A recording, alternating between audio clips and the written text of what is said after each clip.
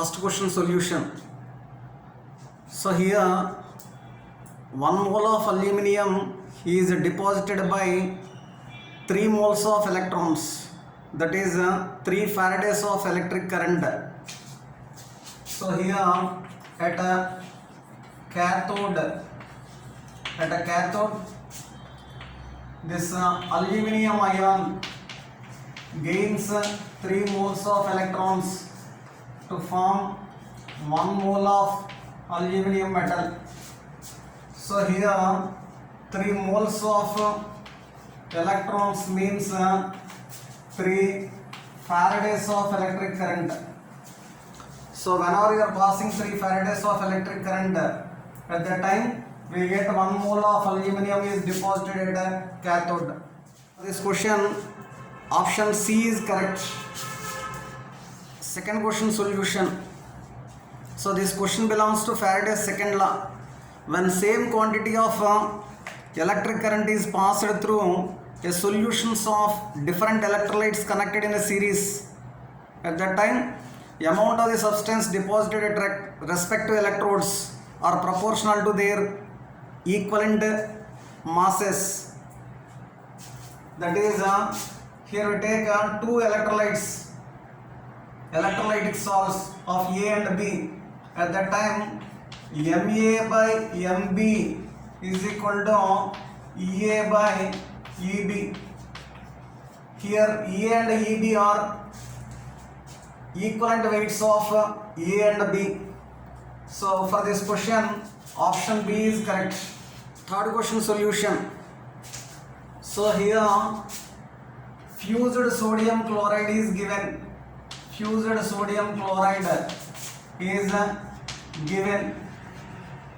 So here we take 2 moles of sodium chloride. Now on passing electric current, first this sodium chloride split up into ions as sodium ions and chloride ions. So at a anode, that chloride ion loses 2 electrons and liberate chlorine gas. And at a cathode, that 2 sodium ions gains 2 electrons and form sodium metal. So at a cathode sodium is formed. So for this question option B is correct. Fourth question solution. If you take dilute nitric acid which contains H plus ions, nitrate ions and hydroxyl ions. So if solution contains more than different types of cations and anions, at that time ion with low discharge potential deposited at first at respective electrodes. So based on that concept, so whenever you are passing electric current through dilute nitric acid at anode, oxygen is liberated. At cathode, hydrogen is liberated. So in case of nitrate ions and hydroxyl ions, hydroxyl ion possesses low discharge potential. Due to that, oxygen is liberated at anode during electrolysis process. So fifth question solution. So in the first option, barium ion is a bivalent metal ion. In the second option, sodium is a monovalent metal ion. In the third option, aluminum ion is a trivalent metal ion. And in the fourth option, copper ion is a bivalent ion. So here whenever you are passing 1 Faraday of electric current, at that time sodium is deposited at a cathode. So at a cathode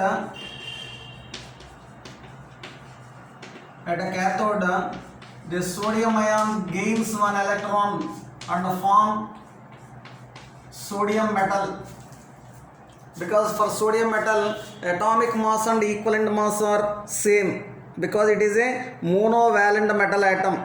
monovalent metal atom. So here whenever you are passing 1 Faraday of electric current through sodium chloride, 1 gram atomic mass of sodium is deposited at the cathode. Sixth question solution. Here electrochemical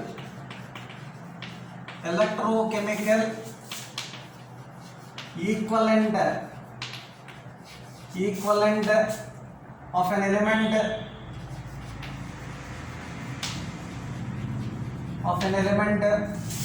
is given. Its value is 0.00118 gram per coulomb. So this value is given.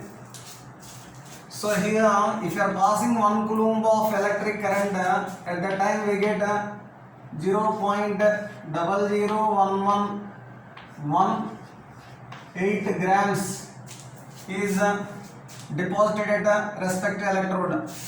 If you are passing 1 Faraday of electric current, that is 96,500 coulombs of electric current. At that time we get equivalent weight of the substance deposited.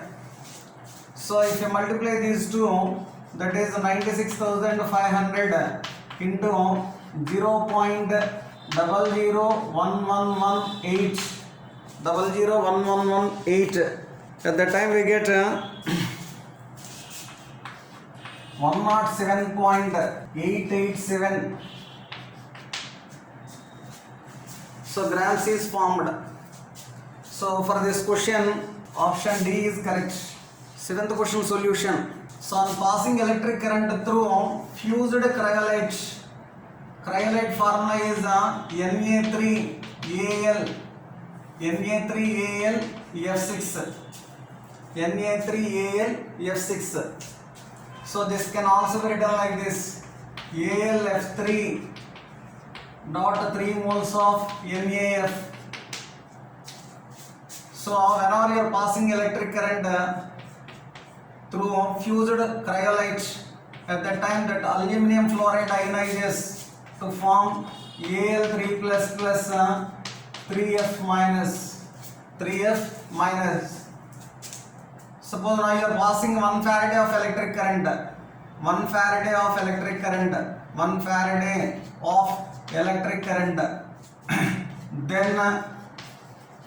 Then we get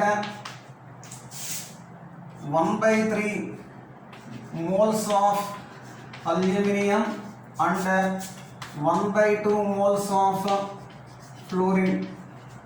So if you take this ratio 1/3 is to 1/2, so that can be written like this: 2:3. So for this question, option B is correct. Eighth question solution. So here electrochemical equivalent is given. So its value is 0.0006735 gram per coulomb. So here if you are passing 1 coulomb of electric current, at that time we get 0.0006735 grams. Suppose if you are passing 1 Faraday of electric current, that is 96,500 coulombs electric current. At that time we get equivalent weight of the substance deposited. So if you are cross multiplying, that is 96,500 into 0.0006735. At that time we get 64.99 grams. So this is almost equal to 65 grams. So option A is correct. Ninth question solution. So here we take 3 voltmeters. One is a copper voltmeter, second one is silver voltmeter, and the third one is a water voltmeter. So here we take a copper voltmeter, silver voltmeter, and water voltmeter. So these three are connected in a series. These three are connected in a series. Now I am passing equal amount of electric current through these three different electrolytes which are connected in a series. Suppose if you are passing 1 farad of electric current, at that time we get a half mole of copper, 1 mole of silver and a half mole of hydrogen. So whenever you are passing 1 farad of electric current, so here if you take moles ratio, at that time we get a half is to 1 is to half. So this can be written like this, 1 is to 2 is to 1. So for this question, option C is correct. 10th question solution. So here we take a dichromate ion Cr2 Cern 2 minus. So this dichromate ion is converted into chromic ion Cr3 plus. So in dichromate ion chromium oxidation state is +6. In Cr3 plus chromium oxidation state is +3. So here change in oxidation state is 3 units. Here 2 chromium atoms are there. So 2 into 3 is equal to 6 units. So for this conversion we require 6 moles of electrons. 6 moles of electrons, that is 6 faradays. 6 faradays. So for this question, option C is correct. 11th question solution. So this question belongs to Faraday's first law. So here volume of gas liberated is equal to I, current strength in amperes, into time in seconds, into equivalent volume divided by 96,500 coulombs. So here volume of gas liberated is given. Its value is 67.2 liters. And here I to be calculated value, and the time is also given. Its value is 5 minutes, that is in seconds 5 into 60. Later on, equivalent volume of oxygen is, so equivalent volume of hydrogen is 11.2 liters divided by 96,500. So from this, if you calculate I, at that time we get 67.2 into 96,500 divided by 5 into 60 into 11.2. So if you calculate this one, at that time we get 1930 amperes. So for this question, option D is correct. 12th question solution. So here equivalent mass of nitrobenzene, equivalent mass of nitrobenzene is equal to molecular mass by 6. So that is equal to 123 by 6. So its value is 20.5. Its value is 20.5 because in the conversion of nitrobenzene into aniline, so change in oxidation state is 6 units. Due to that, here we take 6. So 123 by 6 is equal to 20.5. Now you calculate number of equivalents of nitrobenzene. Number of equivalents of nitrobenzene. So this can be obtained by dividing mass with equivalent mass. At that time 123 by 20.5. 123 by 20.5. So this equal to 6. This equal to 6. Now you calculate amount of charge required. So amount of charge required is equal to 6 into 96,500 coulombs. 6 into 96,500 coulombs. At that time we get 579,000 coulombs. 579,000 coulombs. Now amount of charge required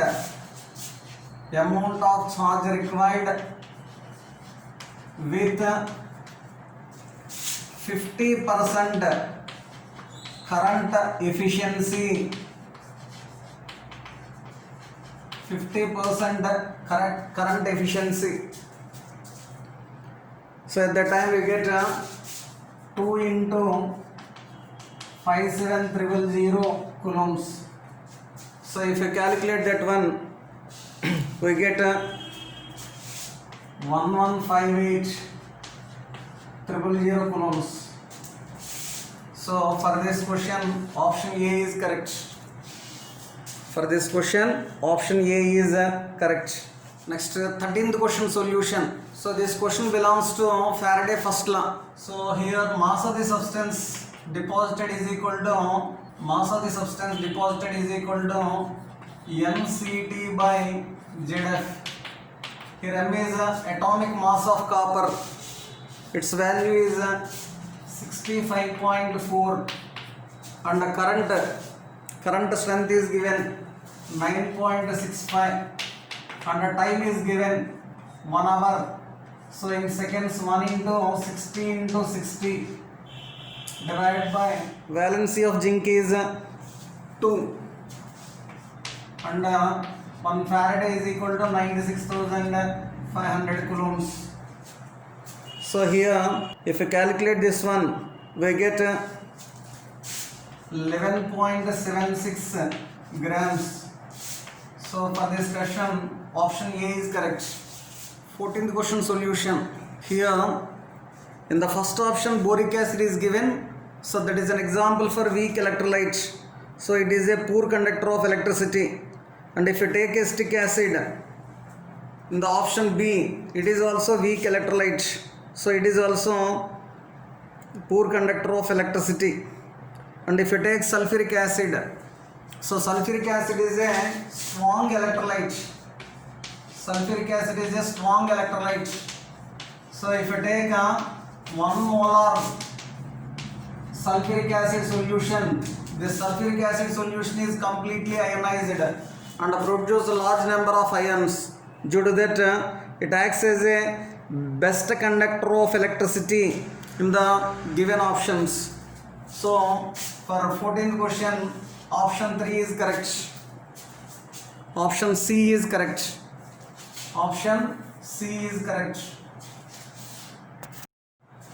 15th question solution. So here in the first option, sugar is given. Sugar is an example for non-electrolyte. So the aqueous solution of sugar is a poor conductor. And if you take option B, so aqueous solution of glycerol is also poor conductor of electricity because glycerol is also weak electrolyte. And option C, if you are taking pure water, is also an example for weak electrolyte because it ionizes to a small extent only. And if you take option D, that is HCl. So HCl is an example for strong electrolyte. So if you take HCl solution, this hydrogen chloride is completely ionized as H plus and Cl minus and produce large number of ions. Due to that, it acts as a good conductor of electricity. So for 15th question, option D is correct.